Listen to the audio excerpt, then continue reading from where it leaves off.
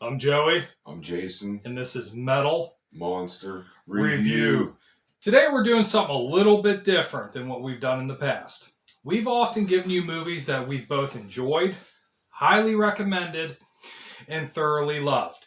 Today we're throwing that all by the wayside for a bitch session. Today we're going to discuss the movie Jaws: The Revenge. Since we've given such high praise to the original standards of Jaws, the original, which much praise needed to be there, now we're going to kind of open up the shitfest here and discuss Jaws: The Revenge. Jason, would you like to tell us a little bit about Jaws: The Revenge? Jaws: The Revenge starts out in Amity. Well, first we're going to talk about the beginning of the movie. Yes. Well, Be prepared for what you're about to hear, because a lot of it doesn't make any goddamn sense. So just bear with us, because if you sit down and watch this movie, that's what you're getting. Well, first there's like two different versions of this movie. The version I've seen them both, but the version I watched again to prepare for this starts out like showing the bottom of the ocean. That's that look promising. Well, For a cool opening scene, I see where you're going with this. Like a little point of view of the shark, its fin going, so you're seeing the shark. Like, okay, pretty cool. Then it just goes bad. Sean is following in his father's footsteps as the police chief. Yes. And some log gets stuck in a buoy, and he has to go remove it. And then the shark attacks him, and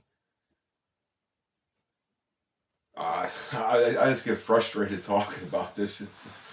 Okay. So it's Christmas Eve. Chief Sean Brody, which we're already ignoring everything that happened in the previous film with Sean just getting out of college and being a cowboy and his brother working at SeaWorld. We've thrown that by the wayside. Now, he's the chief of police. There's a log that's displaced there, and he needs to get it displaced so he can go about its happy-go-lucky way, send it down the current, wherever. But it's stuck in this channel that he needs to get it out. And a shark leaps out of the water and bites his arm off. Ends up devouring him on Christmas Eve. What a bummer. So they latch out and go from there to the funeral. And Lorraine Gary's playing the mother again. Obviously just brokenhearted and devastated about the loss of her son. And then another cool piece of trivia is that after the funeral, when she leaves and goes to the Bahamas, which we're going to get to in a minute, she goes to the Bahamas to stay with her son, Sean, the marine biologist, and actually has a visit there from Mrs. Kittner, who her son was killed on the raft many years earlier. Yeah. But before they went to the Bahamas, this one stupid scene, Michael, her other son's walking on the beach with his wife, and he just fucking takes off running. And then she yells out, "Where are you going?" "Nowhere." Yeah, that was stupid as hell. What was that? And he was all upset. My brother died over a shitty piece of wood. Like sprinting across the beach, like, "Where are you going?" "Nowhere." Like, okay, what the hell? And like back to Sean's death, it was the opening kill scene. And it looked like they had the camera. It kept... You're right. I didn't even think of that. All this thrashing around, and you just see teeth, and you don't exactly know what the hell's going on until you see the aftermath of that later. So it's like, well, okay, what the fuck really happened here? Okay, the shark leapt up and pulled him off the boat and devoured him. We already talked about Jaws. If you go back to that opening kill scene, it didn't even show the shark. Just the woman getting jerked, screaming, thrashing, and then she grabs that buoy and then gets pulled back out. It was an awesome scene. They could have done so much better with this opening kill scene. So much better. And actually, it all depends which version you watch this movie too, because there's two alternate openings. There's, as you mentioned a minute ago, where you see like the bottom of the ocean floor and underneath the docks, and you're hearing the Jaws theme going on before you see the opening credits, Jaws: The Revenge. Well, there's another version of that with all that going on, but you get a narrator talking about fate.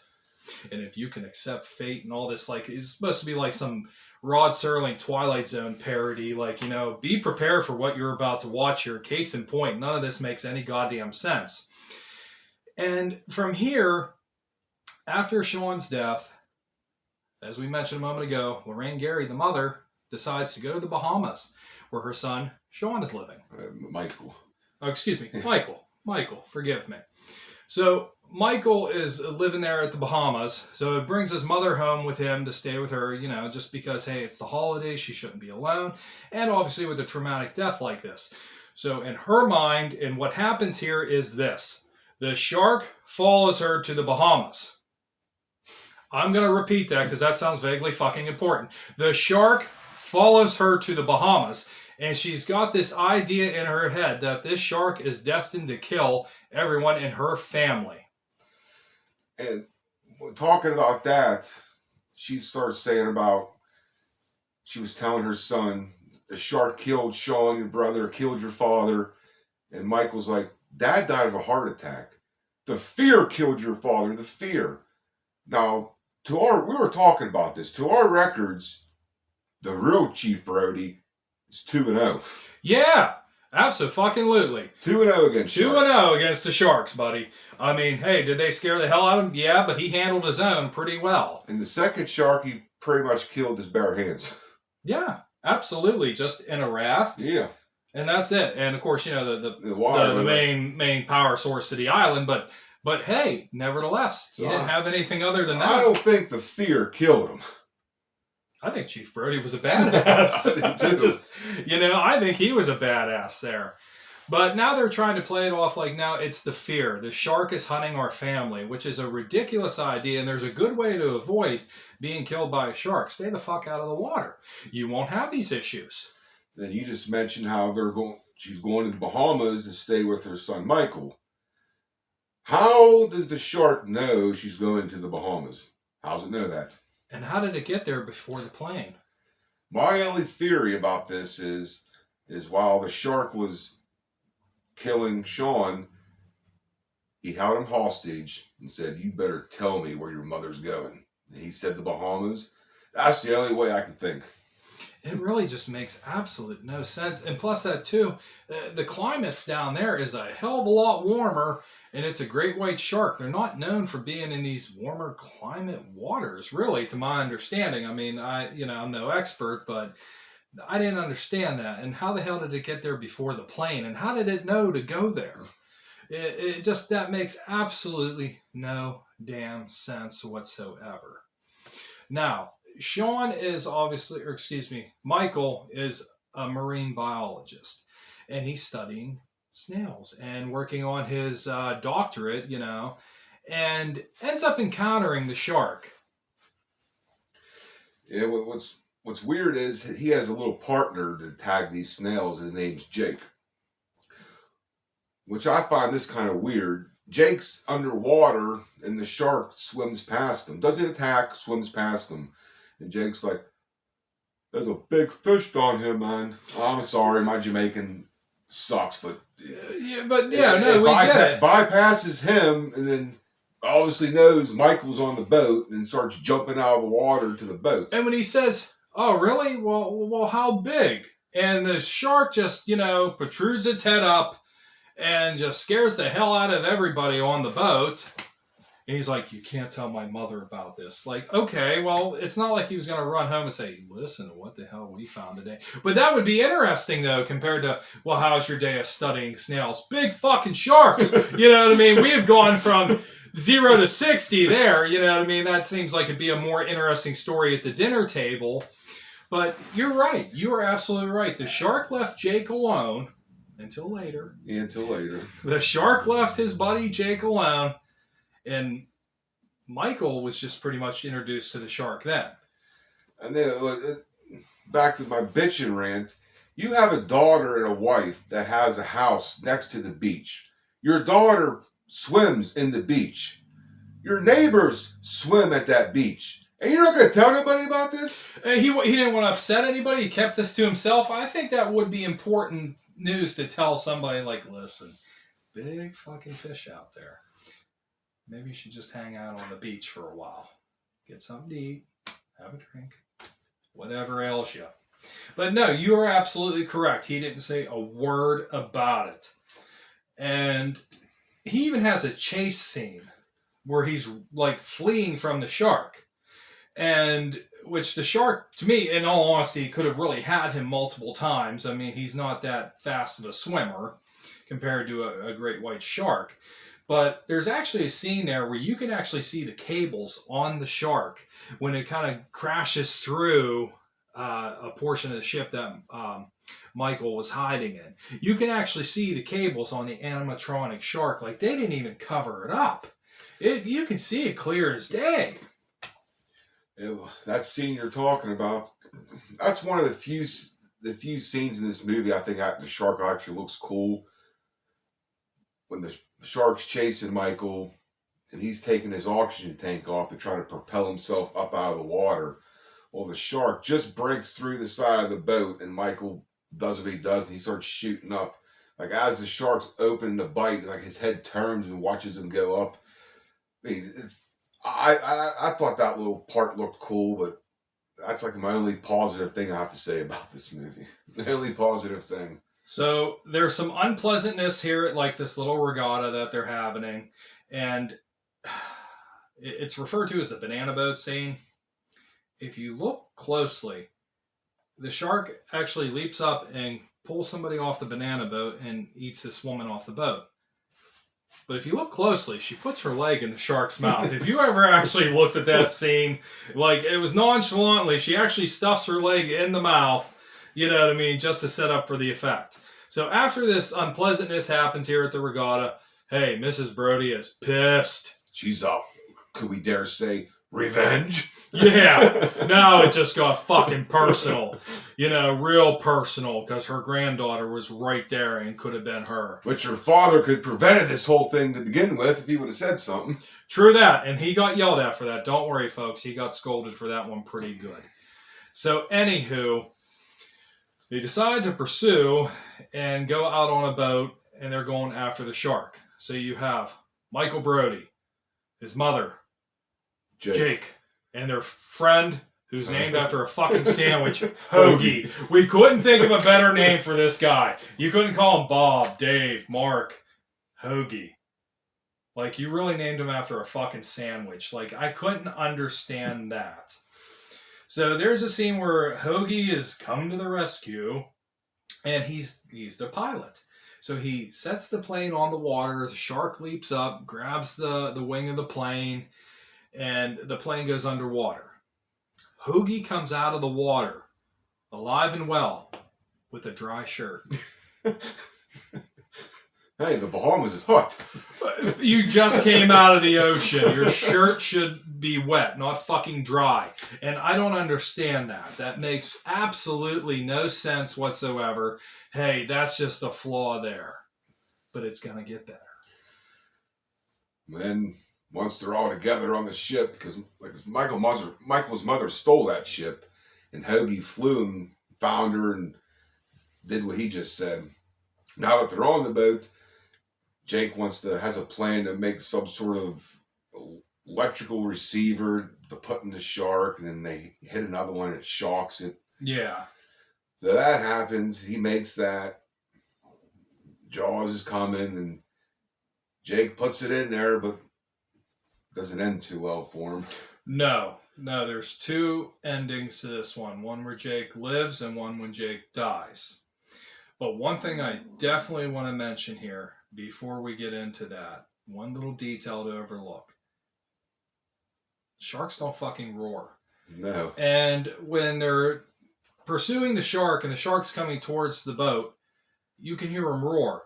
It doesn't roar. Sharks don't roar. They don't have lungs, vocal cords, and they're fucking fish. Have you ever gone bass fishing and had one of the smallmouth bass, just roar at you when you catch him? Like, give me a fucking break.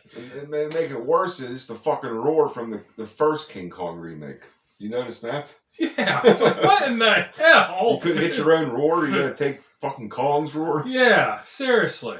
It just, that made no sense. Once Jake puts that thing in the shark, and Michael's up there hitting it, shocking it as the shark's jumping out, and then he said that every time he jumps out, he gives this King Kong roar. It's like, what the hell?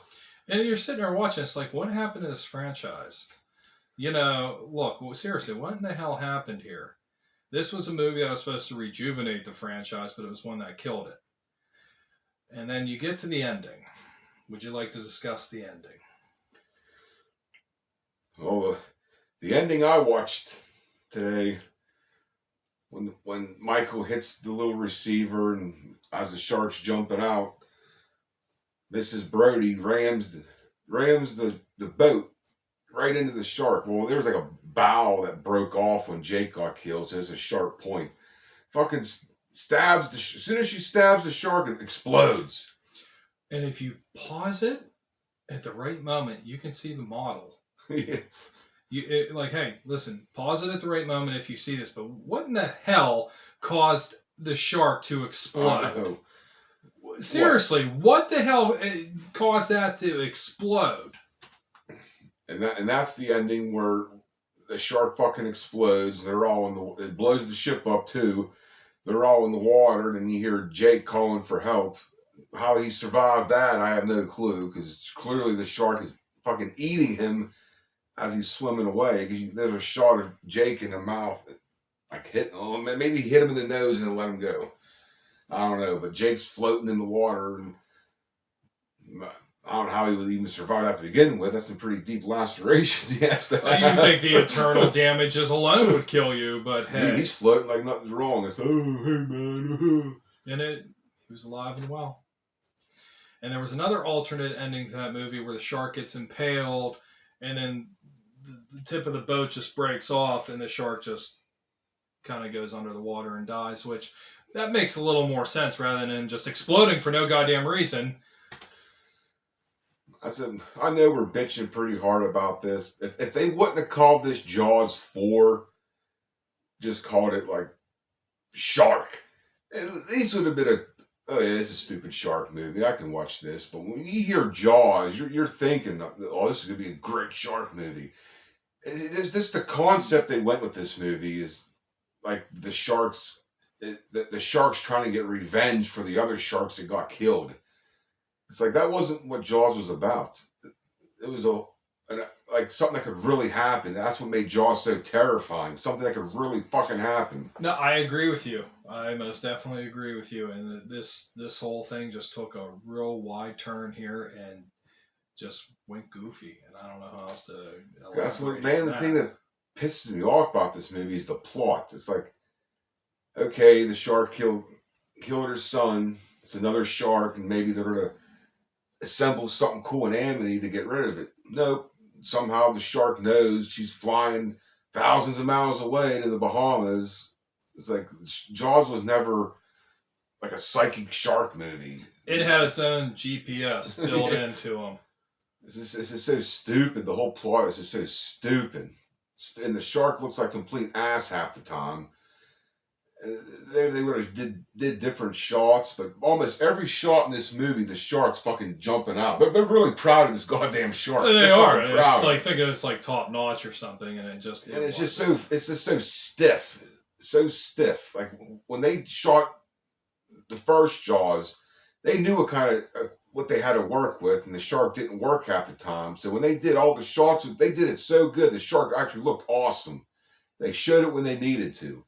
This one, they just, and you just don't get the head, you get the whole goddamn shark. The whole shark. And I don't know how the shark could even jump out of the water like that to begin with. No. At a straight angle, I mean, like this straight coming out. And how the hell would it have known it was a descendant of the Brody family? And do you remember that cutscene at the end there where they're getting ready to impale the shark and Mrs. Brody's thinking, they show the clip from Jaws, the original with, Chief Brody there with the gun, smile, you son of a bitch. Well, how would she even know that? She wasn't even there for that. I know. How would she have any? Did he go home? And then I shot and said, smile, you son of a bitch. It's like, come on, man. Maybe if you've never seen the first Jaws, or Jaws 2, or Jaws 3, you would say, "Oh, this is a cool shark movie." But when you've seen the best, and you go to this, like Jaws 2 had its faults; it wasn't great. Jaws 3 was a little goofy, but it didn't bring in this stupid revenge psychic shark shit. This makes me mad thinking about it. This is so stupid. This was not a good one. So, do you have anything else that you want to add with Jaws the Revenge? Yeah, don't fucking watch it. I can agree to that. I'm Joey, I'm Jason. and this is Metal Monster Review.